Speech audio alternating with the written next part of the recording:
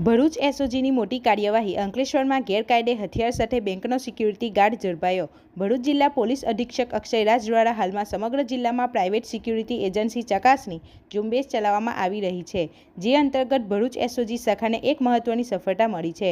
ભરૂચ એસઓજીમાં ફરજ બજાવતા police constable Tanvir Mohammad ફારૂકને મળેલી ચોક્કસ બાતમીના આધારે અંકલેશ્વરના પિરામણ નાકા પાસે આવેલી યુનિયન બેંકમાં દરોડો પાડવામાં આવ્યો હતો।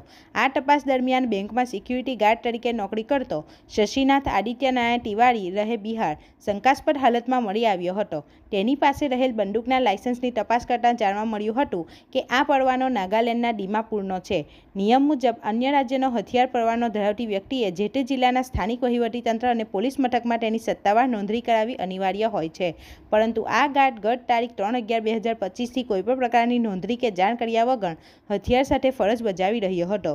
પોલીસની પ્રાથમિક તપાસમાં નિયમોનું સ્પષ્ટ ઉલ્લંઘન જણાતા એસઓજીની ટીમે આરોપી પાસેથી ₹25,000ની કિંમતની 12 બોરની સિંગલ બેરલ બંદૂક અને ₹1,000ની કિંમતના 10 નંગ જીવતા કારતૂસ સહિત હથિયાર પરવાનાના દસ્તાવેજો કબજે કર્યા છે। આ મામલે આરોપી શશીનાથ તિવારી વિરુદ્ધ અંકલેશ્વર શહેર એ ડિવિઝન પોલીસ સ્ટેશનમાં આર્મ્સ એક્ટની કલમ 20 અને 30 હેઠળ ગુનો નોંધી આગળની કાયદેસરની તપાસ હાથ ધરવામાં આવી છે। રિપોર્ટર હુમેદ સૈયદ સાથે ગુજરાત અદ્ભુત ન્યૂઝ ગુજરાતી। આપણી આસપાસ બનતી ઘટનાના સમાચાર જોવા માટે ગુજરાત અદ્ભુત ન્યૂઝ ગુજરાતીને લાઈક કરો, શેર કરો।